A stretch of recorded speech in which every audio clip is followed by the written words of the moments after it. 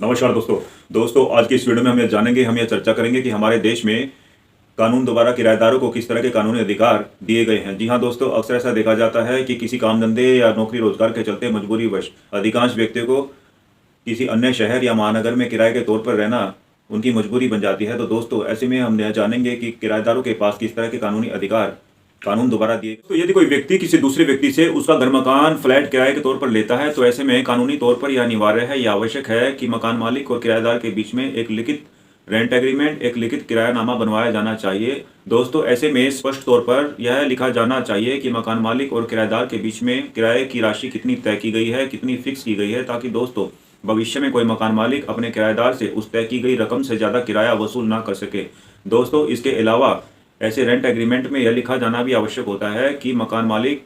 कितने समय के लिए, कितने महीने के लिए, कितने वर्षों के लिए अपना घर मकान ऐसे किराएदार को किराए पर दे रहा है, ताकि भविष्य में ऐसे में मकान मालिक को समय को लेकर, समय सीमा को लेकर कोई विवाद पैदा ना हो। दोस्तों, रेंट एग्रीमेंट में यह भी लिखवाया जाना आवश्यक होता है कि यदि दोनों पक्षों के बीच में एडवांस के तौर पर कोई राशि ली गई है, तो वह राशि भी लिखी जानी चाहिए। दोस्तों, यदि रेंट एग्रीमेंट की किराएनामा की समय सीमा समाप्त हो जाने के बाद, खत्म हो जाने के बाद कोई मकान मालिक अपने घर मकान पर अपने पुराने किराएदार को किराएदार के तौर पर रखना चाहता है, तो ऐसे में मॉडल टेनेंसी एक्ट की धारा 5 के अनुसार अब यह आवश्यक है कि मकान मालिक को एक नया रेंट एग्रीमेंट बनवाना पड़ेगा। दोस्तों, यदि कोई मकान मालिक अपने घर मकान से किराएदार को बाहर निकालना चाहता है और उसे बेदखल करके अपना कब्जा अपने घर मकान पर वापस पाना चाहता है, तो दोस्तों ऐसे में मकान मालिक को यह ध्यान रखना चाहिए, यह जान लेना चाहिए कि वह बल का प्रयोग करके या कोई गैर कानूनी तरीके से जबरदस्ती अपने किराएदार को अपने घर मकान से बाहर निकाल नहीं सकता है। यह एक अपराध की श्रेणी में आता है। तो दोस्तों मॉडल टेनेंसी एक्ट 2021 की धारा 21 और 22 में अब यह लिखित प्रावधान कर दिया गया है कि यदि कोई मकान मालिक अपने घर मकान से किराएदार को निकालना चाहता है और उसे निकालकर अपने घर मकान पर अपना कब्जा वापस पाना चाहता है, तो दोस्तों ऐसे में अब मकान मालिक को एक लिखित लीगल नोटिस दे करके अपने किराएदार को यह सूचित कर दोस्तों मकान मालिक दोबारा एक लीगल नोटिस भेज करके अपने किराएदार को यह सूचित करना आवश्यक होता है। उसे एक समय सीमा दे दी जाती है, जिस समय सीमा के अंदर किराएदार को कहा जाता है कि वह अपने किराए पर दिए गए घर मकान से अपना कब्जा हटाकर वापस कब्जा मकान मालिक को। दोस्तों, जब किराएदार और मकान मालिक के बीच में एक लिखित एग्रीमेंट, एक किरायानामा हो जाता है और जिस तय समय सीमा तक ऐसे मकान मालिक दोबारा जिन कमरों को किराएदार को उपयोग करने के लिए दिया गया है, तो दोस्तों एक किराएदार को इज्जतदार शहरी होने के नाते ऐसे घर मकान में, ऐसे कमरों में प्राइवेसी का अधिकार है। जी हाँ दोस्तों, उसे अपनी निजता का अधिकार है। दोस्तों, अक्सर ऐसा देखा जाता है कि मकान मालिक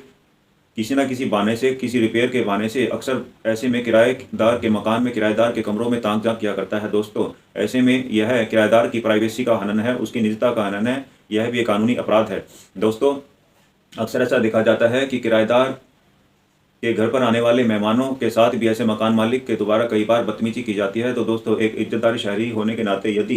किराएदार के घर में आने वाले रिश्तेदार इज्जतदार शहरी हैं, तो ऐसे में किराएदार के घर पर आने वाले मेहमानों पर यदि कोई आपराधिक शिकायत नहीं है, वह इज्जतदार शहरी हैं, तो दोस्तों ऐसे में मकान मालिक ऐसे किराएदार के घर पर आने वाले मेहमानों के साथ किसी तरह की बदतमीजी यदि करता है, तो यह भी अपराध की श्रेणी में आता है। ऐसा देखा जाता है कि अपनी कमाई का एक बहुत बड़ा हिस्सा, एक बहुत बड़ी रकम हर महीने लगातार एक किराएदार अपने मकान मालिक को किराए के तौर पर देता है। लेकिन दोस्तों, इन सब के बावजूद अक्सर यह भी होता है कि छोटी छोटी बातों को लेकर मकान मालिक और किराएदार के बीच में अक्सर तनाव की स्थिति रहती है, खींचतान की स्थिति रहती है। दोस्तों, मकान मालिक अक्सर किराएदार को कहीं ना कहीं एहसास दिलाता रहता है कि वह उसके मकान में महज एक किराएदार है और मकान मालिक ही उस मकान का असली मालिक है, उसी का उस मकान पर पूरा अधिकार। दोस्तों, अक्सर ऐसा देखा जाता है कि मकान मालिक द्वारा एक तय समय के बाद, एक तय समय सीमा के बाद अक्सर ऐसे किराएदार को घर में आने जाने से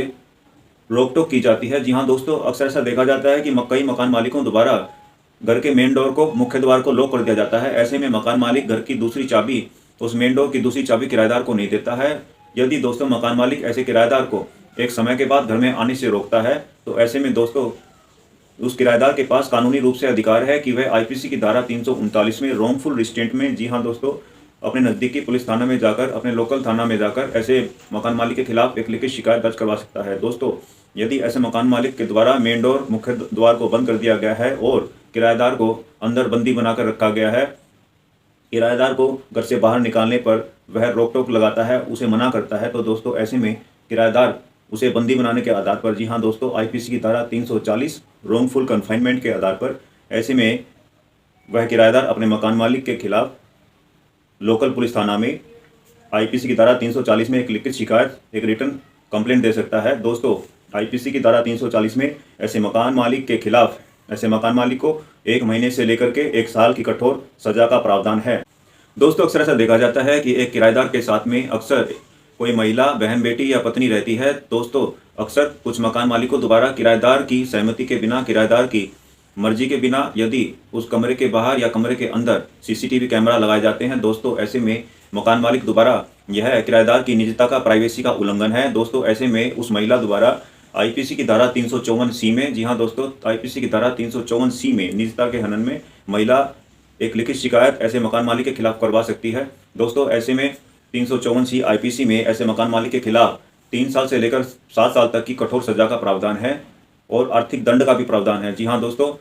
यह हमने इस वीडियो में जाना, हमने देखा कि हमारे देश में किराएदारों को बहुत तरह के कानूनी अधिकार दिए गए हैं। जी हाँ दोस्तों, यदि कोई किराएदार किसी के घर मकान में किराएदार के तौर पर रह रहा है तो ऐसे में उसका पूरा अधिकार है, उसका पूरा हक है कि वह उस घर मकान का उस समय सीमा तक पूर्ण रूप से स्वामी होता है। ऐसे में उस किराएदार का पूरा अधिकार है, पूरा हक है कि वह उस घर मकान में एक इज्जत की, एक सुकून की ज़िंदगी जी सके, जिसमें किसी तरह का मकान मालिक के द्वारा कोई हस्तक्षेप ना हो, कोई इंटरफेरेंस ना हो। मकान मालिक ऐसे में किराएदार की निजता में, उसकी प्राइवेसी में दखल अंदाजी नहीं कर सकता है, वह किसी तरह की कोई तांग झांक नहीं कर सकता है। दोस्तों हमने यहाँ यह भी जाना कि एक किराएदार के पास अपने मकान मालिक से बेसिक सुविधाओं का, मूलभूत सुविधाओं का पाने का अधिकारी है। ऐसे में मकान मालिक से वह बिजली, पानी और पार्किंग की सुविधा को पाने का अधिकारी है। दोस्तों यदि किसी कारणवश, किसी परिस्थिति के चलते कोई किराएदार अपने मकान मालिक को 1 महीना या उससे ज़्यादा समय तक किराया देने में असमर्थ है, तो ऐसे में भी मकान मालिक उस किराएदार को बिजली, पानी की, पार्किंग की सुविधा से वंचित नहीं कर सकता है। दोस्तों हमने इस वीडियो में यह भी जाना कि किराएदार के घर मकान में आने वाले रिश्तेदारों, मेहमानों से मकान मालिक किसी तरह की बदतमीजी नहीं कर सकता है, वह भी एक आपराधिक श्रेणी का मामला है। दोस्तों हमने इस वीडियो में यह भी देखा कि मकान मालिक किराएदार पर अपनी मनमर्जी से किसी तरह की बेबुनियाद उल्टी सीधी शर्तों को थोप नहीं सकता। दोस्तों हमें पूरी उम्मीद है, हमें पूरी आशा है कि हमारे द्वारा दी गई इस जानकारी से किराएदारों को उनके कानूनी अधिकारों का पता चला होगा। तो दोस्तों कानून की जानकारी से भरपूर ऐसे ही और वीडियोस पाने के लिए आपसे मेरा अनुरोध है कि आप मेरे चैनल कानून टुडे को ज़्यादा से ज़्यादा शेयर कीजिए, लाइक कीजिए, सब्सक्राइब कीजिए। धन्यवाद।